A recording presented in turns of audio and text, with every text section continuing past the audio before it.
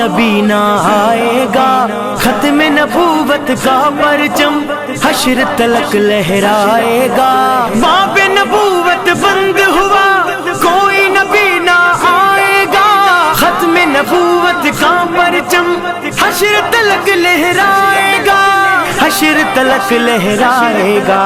واضح ہے رب کا فرمان، شاہد ہے سارا قرآن، ختم نبوت پر قربان میرا دل اور میری جان۔ تاجدار ختم نبوت زندہ باد زندہ باد، تاجدار ختم نبوت زندہ باد زندہ باد۔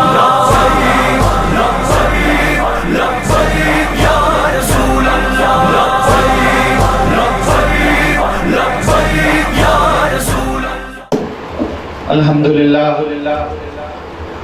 لله الذي زين النبيين بحبيبه المصطفى ومن على المؤمنين بنبيه المجتبى۔ الصلاة والسلام على سيدنا ومولانا محمد خير الورى وعلى آله وأصحابه المتعدبين بالتقوى۔ أما بعد، فأعوذ بالله السميع العليم من الشيطان الرجيم، بسم اللہ الرحمن الرحیم۔ فاذکروا آلاء اللہ لعلکم تفلحون۔ صدق اللہ مولانا العظیم وصدق رسولہ النبی الکریم الامین۔ ان اللہ وملائکتہ یصلون علی النبی یا ایہا الذین آمنوا صلوا علیہ وسلموا تسلیما۔ بابا سے بلند درود پاک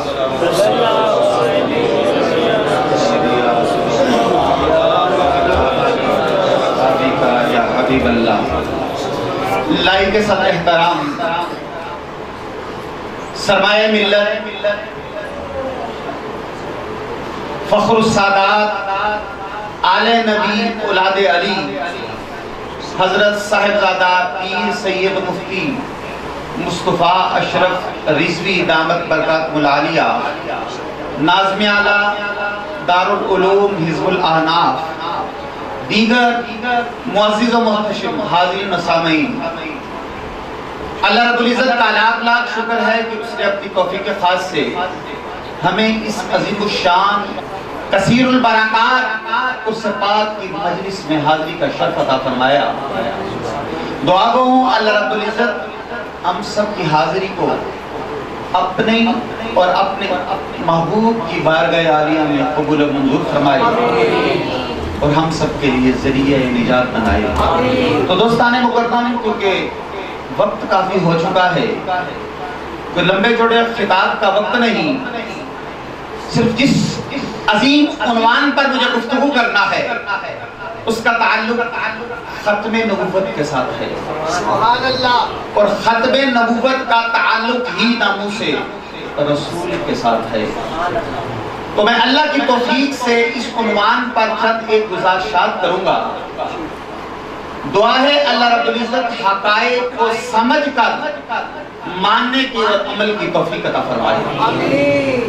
تو جو قرآن حکیم کے الفاظ تلاوت کیے، اللہ رب العزت نے ارشاد فرمایا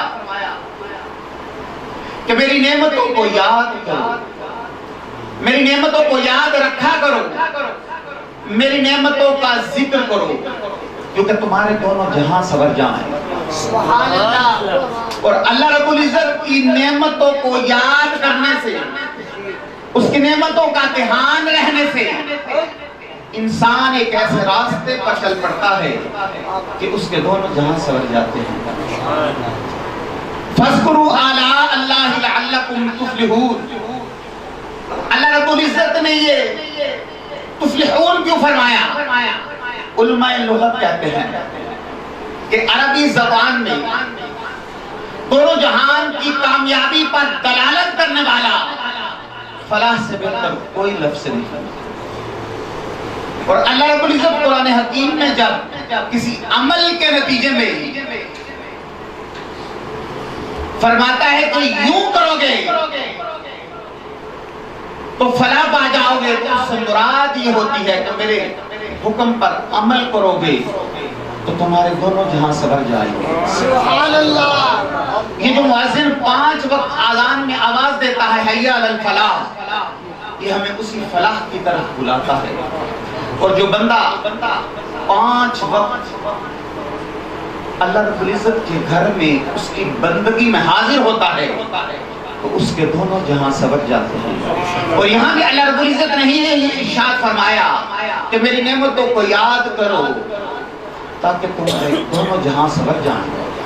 اور اب سوال یہ ہے کہ نعمتیں تو گنتی سے باہر ہیں، انکاؤنٹیبل ہیں، اور اللہ رب العزت نے خود قرآن حکیم میں ارشاد فرمایا وَإِن تَعُدُّوا نِعْمَةَ اللَّهِ لَا تُحْصُوهَا، کہ تم میری نعمتوں کو شمار نہیں کر سکتے، گن نہیں سکتے۔ تو یہاں پر ضمناً ایک بات عرض کر دوں کہ جو نعمتیں اللہ رب العزت نے جن کے بارے میں فرمایا کہ تم انہیں شمار نہیں کر سکتے، وہ کن کو عطا کی؟ بولیے، وہ ہم انسانوں کو عطا کی نا۔ تو میں حیران ہوتا ہوں وہ لوگ جو منبر رسول پر بیٹھ کر اور ہاتھوں میں تکڑیاں لیے دنیا کو یہ فکر دے رہے ہیں کہ اللہ نے نبی کو اتنا دیا تھا اور اتنا نہیں دیا، اللہ نے رسول کو اتنا دیا اور اتنا نہیں دیا۔ اللہ رب العزت ارشاد فرماتا ہے او نادان حیا کر، جو میں نے یار کے صدقے میں تجھے دیا وہ گنتی میں نہیں آتا، اور جو اپنے حبیب کو دیا اسے کون گن سکتا؟ جو میں نے اپنے حبیب کے صدقے میں تجھے دیا، جو میرے حبیب کے پیروں کی خیرات ہے وہ گنتی میں نہیں آتی، اور جو میں نے اسے دیا اسے کون گن سکتا ہے؟ تو امام الانبیاء کے غلاموں، ادھر اللہ رب العزت فرما رہا ہے کہ میری نعمتوں کا ذکر کرو، اور ادھر فرما رہا ہے کہ تم میری نعمتوں کا شمار نہیں کر سکتے، نعمتیں انکاؤنٹیبل ہے۔ تو جب ایسی صورتحال پیدا ہو جائے تو پھر اس حکم پر عمل کیسے ہوگا؟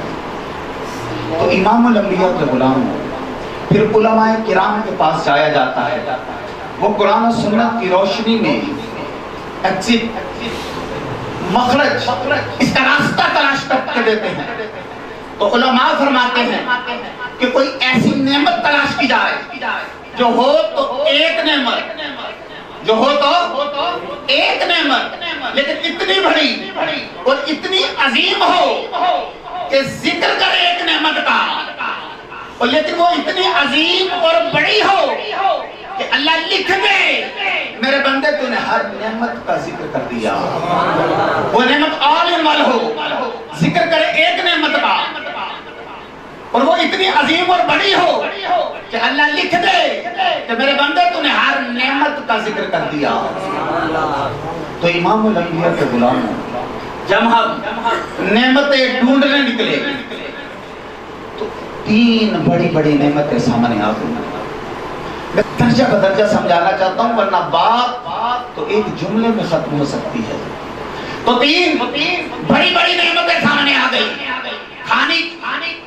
کھانے کی ساری چیزیں ہیں نعمت، پینے کی ساری چیزیں ہیں نعمت، رہنے کی، سر چھپانے کی ساری چیزیں ہیں نعمت، اور یہ نعمتیں ہم تک پہنچ کیوں رہی ہے؟ اس لیے کہ ہمارا وجود ہے تو پہنچ رہی ہے۔ اگر ہمارا وجود نہ ہوتا تو نہ کھانے کی نعمت ہم تک پہنچتی، نہ پینے کی نعمت ہم تک پہنچتی، نہ سر چھپانے کی کوئی نعمت ہم تک پہنچتی۔ تو یہ سب نعمتیں ہم تک اس لیے پہنچ رہی ہے کہ ہم ہیں تو پہنچ رہی ہے، ہمارا وجود ہے تو پہنچ رہی ہے۔ تو امام الانبیاء کے غلاموں، ہمارا جسم اللہ کی بہت بڑی نعمت، جس کے سبب سے ہمیں یہ نعمتیں مل رہی ہیں۔ تو یہ جسم کس کے سبب سے ملا؟ اس کا ایک موٹا سا جواب، یہ ہمیں اپنے ماں باپ کے سبب سے ملا۔ نعمتیں ملی جسم کے سبب سے، اور جسم ملا ماں باپ کے سبب سے، امام الانبیاء کے غلاموں۔ اسی لیے علماء نے لکھا کہ جتنی بھی بندگی کر لو اللہ کا حق ادا نہیں ہو سکتا، اور جتنی بھی خدمت کر لو ماں باپ کا حق ادا نہیں ہو سکتا۔ نعرہ تکبیر، اللہ اکبر، نعرہ رسالت، نعرہ حیدری، نعرہ غوثیہ، آستانہ حضور داتا گنج بان، لبیک لبیک، اونچی بولا لبیک لبیک، ختم نبوت۔ امام الانبیاء کے غلام جب بات یہاں تک سمجھ گئے کہ ہر نعمت ملی جسم کے سبب سے، اور جسم ملا ماں باپ کے سبب سے، اب سوال یہ ہے کہ ماں باپ کس کے سبب سے ہے؟ اس کا پھر وہی ہے بات کہ جس طرح ہم اپنے ماں باپ کے سبب سے ہیں، اسی طرح ہمارے ماں باپ اپنے ماں باپ کے سبب سے ہے، اور ان کے ماں باپ کس کے سبب سے ہے؟ اس کا پھر یہی جواب کہ وہ اپنے ماں باپ کے سبب سے ہے۔ تو اس سلسلے کو لے کر چلو نا کہ بات کہاں پر ختم ہوتی ہے؟ حضرت آدم علیہ السلام پر۔ کیوں؟ اس لیے کہ سب سے پہلے بشر حضرت آدم ہے، انہی سے اللہ رب العزت نے بشریت کا آغاز کیا، بشریت کو چلایا۔ کیا مطلب کہ اگر حضرت آدم نہ ہوتے تو اوپر تک ہمارے سلسلہ نسب میں کوئی بھی نہ ہوتا۔ اب توجہ رکھیے گا، جو میں نے اتنی تمہید باندھی، کوئی نعمت ہمیں نہ ملتی اگر جسم نہ ملتا، اور ماں باپ نہ ہوتے تو جسم نہ بنتا، اور اگر آدم نہ ہوتے تو ماں باپ نہ ہوتے، ہمارے شجرہ نسب میں اوپر تک کوئی نہ ہوتا، تو ہم سب آدم کے سبب سے ہیں۔ تو آئیے خدا سے پوچھتے ہیں کہ مولا آدم کس کے سبب سے ہے؟ تو رب ذوالجلال نے فرمایا اگر میرے محمد مصطفیٰ نہ ہوتے تو میں آدم کو بھی وجود عطا نہ کرتا، اگر محمد عربی نہ ہوتے تو میں آدم کو بھی وجود عطا نہ کرتا۔ تو امام الانبیاء کے غلاموں، نتیجہ کیا نکلا کہ یہ سب کچھ حضور کے سبب سے ہے۔ اگر حضور نہ ہوتے تو کچھ بھی نہ ہوتا۔ سمجھ رہے ہیں بات کو؟ اب مختصر سے وقت میں ناموس رسول کی عظمت سمجھانے لگا ہوں کہ شریعت کیوں اجازت دیتی ہے کہ محمد عربی کے گستاخ کو قتل کر دو، اس کا وجود گندے وجود سے زمین کو پاک کر دو، حضور کے گستاخ کا خاتمہ کر دو۔ اس لیے کہ اللہ رب العزت فرماتا ہے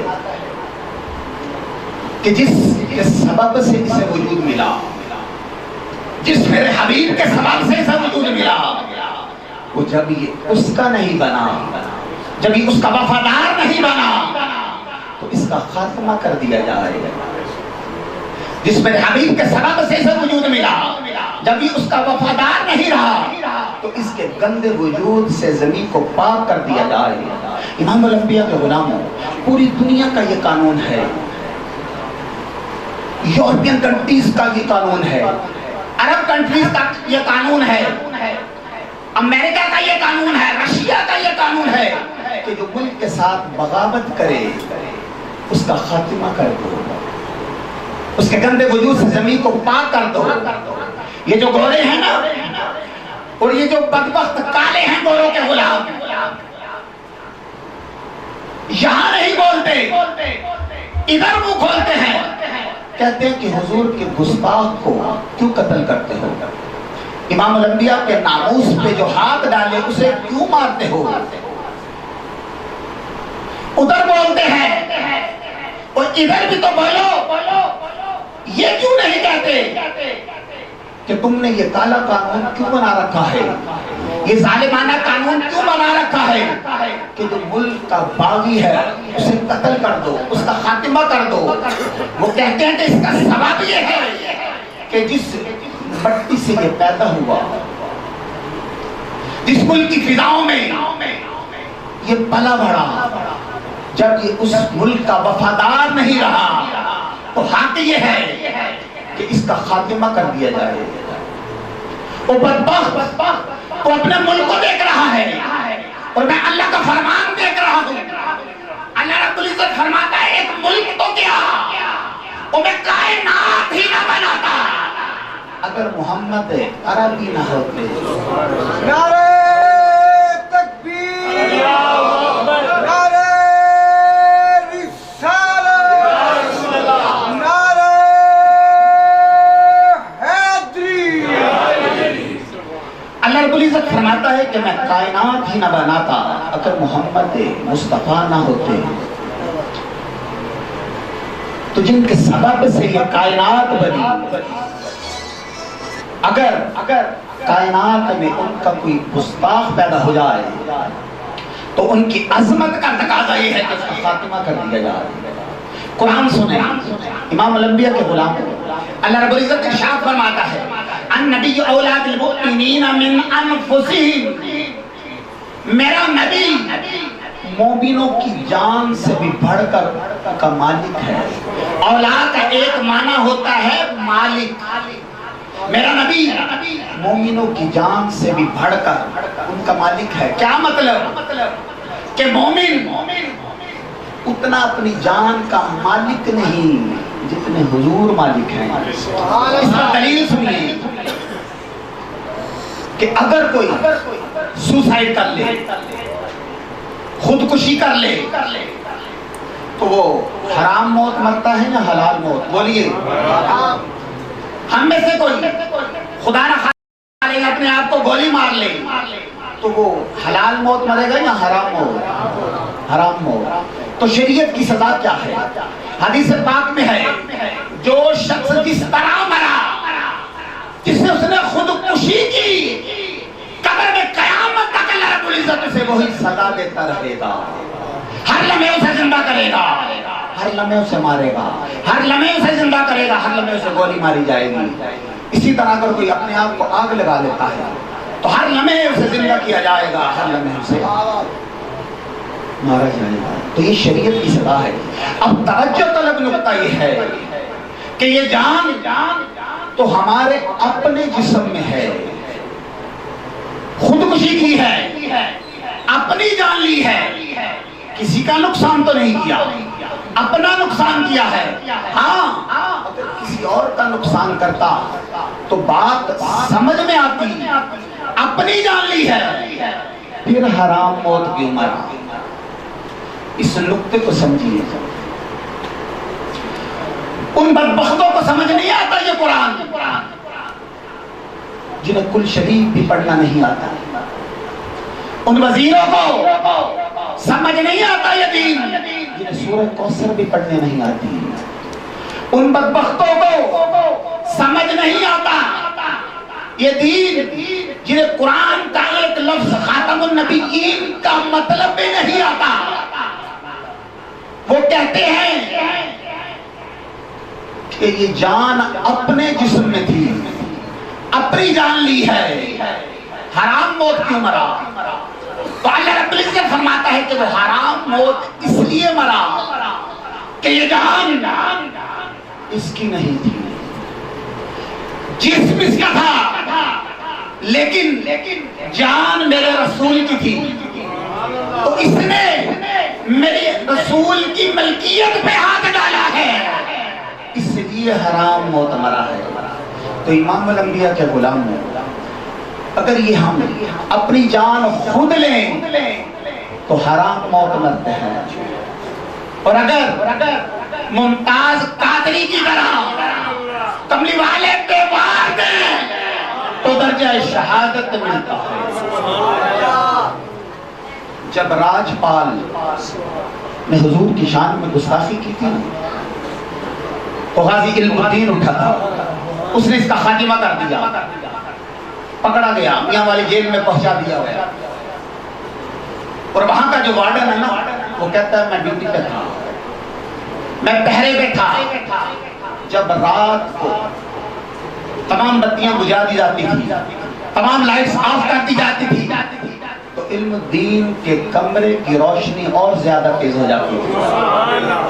وہ وارڈن کہتا ہے کہ ایک دن میں پہرے پہ تھا، میں نے کیا دیکھا کہ نور کی ایک کرن آسمان سے اتر آئی اور علم الدین کے کمرے کی چھت سے نیچے اتر گئی، اور اس کا کمرہ اتنا روشن ہو گیا کہ جیسے 1000 سورج اتر آئے ہوں۔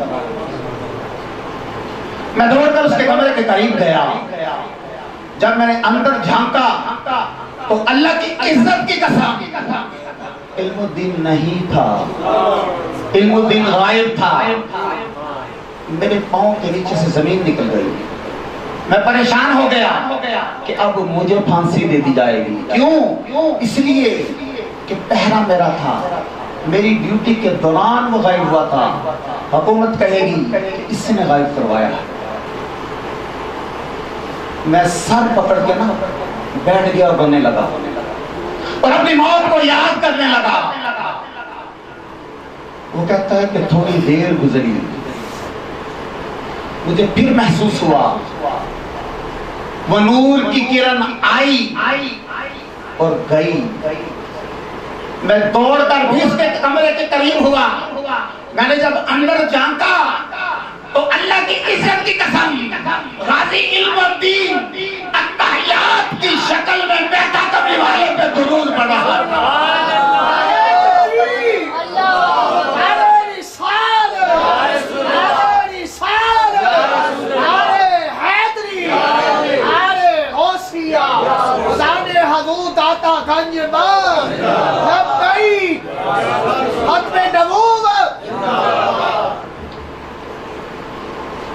میں نے اس کے آگے ہاتھ جوڑے اور میں نے کہا میں تو مر چلا تھا کہ علم الدین تو بھاگ گیا، تھوڑی دیر پہلے تو کمرے میں نہیں تھا، وہ اللہ کے بندے تو کہاں چلا گیا تھا؟ تو وہ غازی کہتا ہے تم اپنا کام کرو، مجھے نہ چھیڑو، تجھے میرا وجود چاہیے تھا، میں آ گیا ہوں، تیری ٹینشن ختم۔ وہ وارڈن کہتا ہے میں نے اس کے آگے ہاتھ جوڑے، وہ غازی بتا وہ جو نور کی کرن آئی تھی اور تھوڑی دیر بعد تو غائب ہو گیا، وہ کیا ہوا؟ تو غازی کہنے لگا اللہ کی عزت کی قسم وہ ہم سائیوں والے ہیں، ہم لاوارث نہیں ہے۔ وہ جو لائٹ آئی تھی نا وہ سیدنا علی المرتضیٰ مولا کائنات تشریف لائے تھے، مجھے دیکھ کے فرمانے لگے علم الدین چل، اور تجھے مدینے میں مصطفیٰ یاد فرماتے ہیں۔ وہ مجھے ساتھ لے گئے تھے مدینہ پاک اور حضور کے دروازے کے باہر کھڑا کیا اور فرمایا تم ٹھہرو میں اجازت لے کر آتا ہوں، اور آج کہتا ہے اللہ کی عزت کی قسم جب سیدنا علی المرتضیٰ اندر گئے تو آواز آ رہی تھی، حضور فرما رہے کہ علی علم الدین آ گیا۔ عرض کیا یا رسول اللہ وہ تو دروازے پہ حاضر ہے، اجازت ہو تو اندر لاؤ؟ فرمایا اسے اندر لاؤ، اور وہ کہتا ہے کہ میرا مقدر امام الانبیاء نے کھڑے ہو کر مجھے سینے سے لگایا، میرا ماتھا جما، ساری قیمت تو یہیں پہ پوری ہو گئی۔ امام الانبیاء نے مجھے سینے سے لگایا، میرا ماتھا جما اور فرمایا بیٹا تو نے ناموس رسول پر، میری عزت و عظمت پر جو قربانی دی ہے، اللہ رب العزت نے اولیاء میں تیرا مقام بلند کر دیا۔ اور حضرت علی فرمانے لگے کہ بیٹا تھوڑے دنوں بعد تجھے پھانسی ہونے والی ہے، ڈر تو نہیں لگ رہا پھانسی سے؟ اگر گھبرا رہے ہو تو ہم تجھے بچا لیتے ہیں، نکال جو لائے ہیں وہاں سے۔ اور شبی قبلہ شیخ الحدیث کے اور سے پاک پہ آنے والوں، شبی محدث قصوری کے اور سے پاک پہ آنے والوں دیوانوں، ذرا غازی کا جواب سنو، تمہارے سینوں میں ٹھنڈ پڑ جائے گی۔ غازی کہتا ہے اور جب تک یہ مکھڑا نہیں دیکھا تھا تاجر کائنات کی زیارت نہیں کی تھی، صرف ذکر یار سنا تھا، میں تو اس وقت بھی جان مارنے والا تھا، اور آپ تو یہ چہرہ بددعا دیکھ لیا ہے، اب تو پھانسی چڑھنے کا مزہ آئے گا۔ امام الانبیاء نے فرمایا بیٹا اگر تیرا پھانسی چڑھنے کا ارادہ ہے تو پھر اس دن روزہ رکھ لینا، افطاری ساتھ کریں گے۔ تو امام الانبیاء کے غلاموں تو تاجدار کائنات اسے تو ناموس پر قربانی دیتے ہیں، اللہ کی عزت کی قسم اسے وہ رتبے ملتے ہیں جن کا بڑے بڑے اولیاء بھی تصور نہیں کر سکتے۔ ممتاز قادری کو جیل میں گئے ہوئے 4 مہینے ہوئے تھے، گورنمنٹ کی طرف سے بہت سختی تھی، ملنے نہیں دیتی تھی۔ ہمارے ایک معتبر عالم دین بڑی اپروچ کے بعد سے ملنے کے لیے گئے، کہتے ہیں ممتاز قادری تو نے ناموس رسول کے لیے بہت بڑی قربانی دی، کیا مدینے سے کوئی خیرات بھی ملی کہ نہیں؟ تو ممتاز قادری کی چیخ نکلی، کہنے لگا زلف رسول کی قسم جب سے جیل میں آیا ہوں 12 دفعہ دیدار مصطفیٰ ہو چکا۔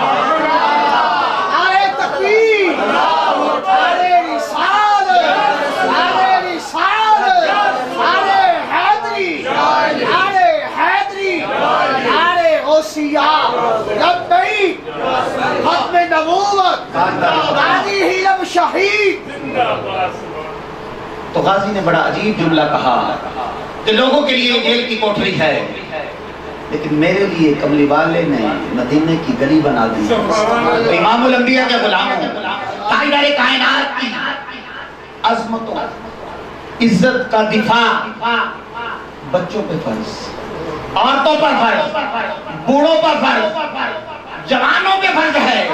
جو امت حضور کی عزت و عظمت کا دفاع نہ کر سکے اس کے زندہ رہنے کا کوئی جواز نہیں۔ تاجدار کائنات نے خود اپنی ظاہری زندگی میں 6-7 بندوں نے حضور کی شان میں گستاخی کی تھی، امام الانبیاء نے آرڈر دے دیے تھے فَقْتُلُوهُمْ حَيْثُ وَجَدْتُمُوهُمْ، میرے گستاخ کو قتل کر دو۔ اور آگے کیا فرمایا؟ وَحَيْثُ وَجَدْتُمُوهُمْ، اور جہاں مل جائے وہیں پہ مار دو۔ یہ کیوں فرمایا کہ جہیں پہ مل جائے، جہاں مل جائے وہیں پہ قتل کر دو؟ اس لیے کہ بڑے بڑے مجرم بڑے بڑے جرم کرنے کے بعد حرم میں پناہ لیتے تھے، حرم کی حد میں، حتیٰ کہ کوئی جانور بھی حرم کی حد میں آ جاتا تھا، شکاری اس کا شکار نہیں کھیلتے تھے۔ کیوں؟ اس لیے حرم کی حرمت کی وجہ سے۔ تو امام الانبیاء نے فرمایا میرا گستاخ جو گستاخی کرے وہ جہاں مل جائے وہیں مار دو۔ کیا مطلب؟ کہ اگر حرم کی حد میں بھی مل جائے وہیں پہ مار دو۔ اور یہ بات آپ نے غور سے سننی ہے، حضور نے فرمایا کہ ہو سکتا ہے میرے گستاخ حرم میں پناہ لیں، حدود حرم میں چلے جائیں، فرمایا انہیں وہیں پہ بھی نہ چھوڑنا۔ لو وجدتموہم تحت استار الکعبہ، فرمایا اگر میرے گستاخ کعبے کے پردے میں بھی چھپ جائے، فرمایا انہیں وہیں پہ بھی نہ چھوڑنا۔ اب امام سے بتائیں، کعبے کا پردہ تو آپ نے دیکھا ہوا ہے کہ جو بندہ کعبے کے پردے میں چھپ جائے اس کی یا تو پشت کعبے کی دیوار کے ساتھ لگے گی یا اس کا سینہ کعبے کی دیوار کے ساتھ لگے گا۔ کیوں؟ اس لیے کہ کعبے کے پردے میں جو چھپا ہوا ہے، تو امام الانبیاء فرما رہے ہیں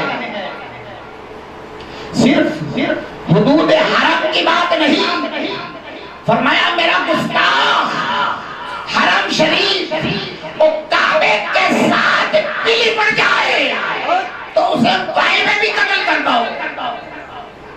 اب یہ سوچئے کہ کعبے کی حرمت کدھر جائے گی، جس کی حرمت یہ ہے کہ ایک کبوتر ایک پرندہ بھی نہیں مار سکتے، اور حضور فرما رہے ہیں بندہ مار دو، اور کعبے کے ساتھ لگا ہے تب بھی مار دو۔ یہ بات آپ نے ذرا غور سے سنی ہے کہ اگر کعبہ تنہا ہو تو پھر کعبے کی یہی عزت کہ پرندہ بھی نہ مارو، حرم کی حد دے، ایک کعبے کی عظمت، ایک نبی کی عظمت۔ فرمایا گستاخوں نے گستاخی کی ہے تمہارے نبی کی، اور اگر گستاخ کعبے کے ساتھ بلی پڑ جائے تو انہیں وہیں پہ بھی نہ چھوڑنا۔ اب کیا کرنا؟ وہ کعبے کی عزت کو نبی کی عزت پہ قربان کر دینا۔ کیوں؟ اس لیے کہ تمہارا نبی کعبے کا بھی کعبہ ہے۔ یہ ہے عظمت مصطفیٰ، وہ جس کے سینے میں حضور کا ادب نہیں، اس کا کعبے سے رشتہ کیا ہے؟ جس کے سینے میں حضور کا ادب نہیں، اس کا کعبے سے تعلق کیا ہے؟ اب یہ کمپیر ہو رہا ہے، ایک کعبے کی حرمت، ایک نبی کی حرمت، ایک کعبے کی عظمت، ایک نبی کی عظمت۔ فرمایا اگر کوئی گستاخی کر کے کعبے میں بھی چھپ جائے اسے وہیں پہ بھی نہ چھوڑنا۔ اور امام الانبیاء کے غلاموں جب مکہ فتح ہوا، مورخین اور محدثین نے لکھا کہ حضور فاتحانہ شان کے ساتھ مکہ میں داخل ہوئے۔ حضور نے فرمایا اینا بلال، کسی گورے کو یاد نہ کیا، فرمایا میرا حبشی بلال کدھر ہے؟ دوڑتے ہوئے آئے، عرض کی یا رسول اللہ حاضر ہوں، حکم فرمائے۔ فرمایا بلال وہ مکہ فتح ہو گیا جس کی گلیوں میں تجھے گھسیٹا جاتا تھا، وہ در و دیوار فتح ہو گئے بلال۔ جنہوں نے تیرے جسم پر کوڑے برستے دیکھے ہیں، کیا کروں؟ امام الانبیاء نے فرمایا بلال کعبے کی چھت پہ چڑھ جاؤ اور اذان دو۔ یہ ہے عظمت۔ آقا پھر یوں عظمتیں دیتے ہیں، فرمایا کعبے کی چھت پہ چڑھ جاؤ اور اذان دو۔ تم نے کوڑے کھائے ہیں میری خاطر، تیری زبان پر کوئلے رکھے گئے میری خاطر، تیرے جسم پر گرم پتھر رکھے گئے میری خاطر، تجھے مارا پیٹا گیا، لہو لہان کر دیا گیا میری خاطر اور میرے رب کی خاطر۔ بلال سب نیچے ہے، تو کعبے کی چھت پہ چڑھ جا اور اذان دے۔ اور اس حدیث کی شرح میں محدثین نے لکھا کہ حضرت بلال نے مدینہ میں جتنی بھی اذانیں دی تھی اپنا رخ کیا تھا مصطفیٰ کی طرف، بدر میں جتنی اذانیں دی تھی رخ کیا تھا کعبے کی طرف۔ امام الانبیاء نے اب بلال کو چڑھا دیا تھا کعبے کے اوپر، اب بلال نے اپنا رخ کدھر کیا تھا؟ تو تمام علماء نے لکھا بلال نے اپنا رخ کر لیا تھا مصطفیٰ کی طرف۔ کیوں؟ کہ کملی والے کعبے کے بھی کعبہ ہے۔ یہ ہے حضور کی عظمت۔ اور امام الانبیاء نے آرڈر دے دیا کہ میرے گستاخ کو قتل کر دو، تو پھر ہم حضور کے گستاخ کو کیسے زندہ چھوڑ سکتے ہیں؟ وہ چھپ کے زندگی گزار لے تو اور بات ہے، ہماری زندگی میں وہ کھلے عام پھرتا رہے، ایسا ہو نہیں سکتا، یہ ممکن ہی نہیں کہ ہم حضور کے گستاخ کو زندہ چھوڑ دیں۔ اس طرح تو ہمارا ایمان مر جائے گا، اس کا مطلب ہے کہ مومن ختم ہو گئے زمین پر، اس کا مطلب ہے کہ کوئی مسلمان نہیں بچا، سارے کافر ہو گئے۔ ہم نے سنی ماؤں کا دودھ پیا ہے اور کانوں میں نام نبی کی اذان ہوئی ہے، ہمارے جسم پر وہ سر بوجھ ہے جو ناموس مصطفیٰ کے نام پر کٹائے نہ جا سکے۔ ہر دور میں امام الانبیاء کے غلاموں، تاجدار کائنات کی عظمت و عزت پر جب بھی حرف آیا تو رب ذوالجلال نے سنی ماؤں کے دودھ کو ہی پسند کیا ہے۔ رب نے نہ گستاخ صحابہ کو چنا، نہ گستاخ رسول کو چنا، نہ رافضیوں کو چنا، نہ خارجیوں کو چنا۔ رب نے اس ڈیوٹی کے لیے ہمیشہ سنی ماؤں کے دودھ کو ہی پسند کیا ہے۔ امام الانبیاء کے غلاموں، 20 سال کی تاریخ دے رہا ہوں، جب بھی تاجدار کائنات کے عزت و ناموس پہ حرف آیا تو رب ذوالجلال نے سنی ماؤں کے ہی دودھ کو پسند کیا۔ جب راجپال بوکا تھا تو رب نے علم الدین سے اس کا سر کٹوایا۔ تاریخ پڑھو، سنی ماں باپ کا بیٹا ہے، پھر حملہ ہوا، رب نے اللہ تک کجائی کو چنا، کجا میں اس کا مزار ہے، سنی ماں باپ کا بیٹا ہے۔ امام الانبیاء کے غلاموں، عقیدہ ختم نبوت پر حملہ ہوا تو رب نے گولڈے سے میرے علی شاہ کو چنا، سنی ماں باپ کا بیٹا ہے۔ پھر حملہ ہوا 73 میں،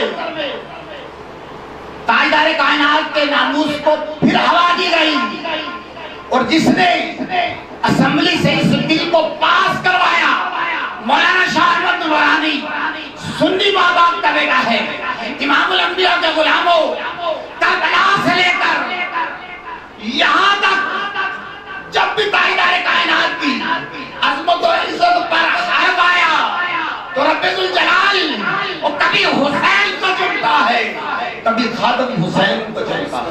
نعرہ تکبیر، نعرہ رسالت، نعرہ حیدری۔ تو امام الانبیاء کے غلاموں، یہ فتنوں کا دور ہے۔ اللہ رب العزت نے ہمیں 15ویں صدی میں وہ عقیدہ صحیحہ عطا فرمایا جس کی پشت پر حضور کے صحابہ کھڑے ہیں، جس کی پشت پر 14 صدیوں کے ولی کھڑے ہیں، جس پر مصطفیٰ کا قرآن اور حدیثیں ہیں۔ کمی صرف عمل کی ہے۔ اگر ہم یہ میدان بھی مار لیں تو ہم جیسا کوئی نہیں۔ تو امام الانبیاء کے غلاموں، قبلہ والد گرامی نے عمر بھر قرآن پڑھا اور پڑھایا، حدیث پڑھی اور پڑھائی اور اس پر عمل کیا، اور پھر آخری وقت دکھا دیا کہ اللہ والے دنیا سے جاتے کیسے ہیں۔ ان کی توجہات اور خوشنودی حاصل کرنے کا صرف یہی طریقہ ہے کہ وہ جس راستے پر چلے ہم اس راستے پر چلیں، وہ جس راستے سے انہوں نے منع کیا ہم ان سے منع ہو جائیں، اور اللہ رب العزت ہمیں صاحبزادگان کو عمر کثیر عطا فرمائے تاکہ ہماری صحبت میں ان کا فیضان جاری و ساری رہے۔ اور آخر میں دعا ہے اللہ رب العزت ہم سب کی حاضری کو اپنی پاک بارگاہ عالیہ میں قبول و منظور فرمائے، اور آپ احباب و دارین کی نعمت عطا فرمائے، اور ساتھ ہی ساتھ میرے شیخ کامل، میرے دادا حضور مفتی پاکستان پیر طریقت رہبر شریعت ابو العلا حضرت پیر مفتی محمد عبداللہ قادری اشرفی رضوی رحمۃ اللہ تعالی علیہ، اور قبلہ والد گرامی عالم اسلام شیخ الحدیث و تفسیر شبی قبلہ شیخ الحدیث حضرت پیر مفتی محمد صفدر علی قادری رحمۃ اللہ تعالی علیہ، آپ کے مرکز پر کروڑوں انوار و تجلیات کا نزول ہو اور آپ کا فیضان کا قیامت جاری و ساری رہے۔ وآخر دعوانا الحمدللہ رب العالمین۔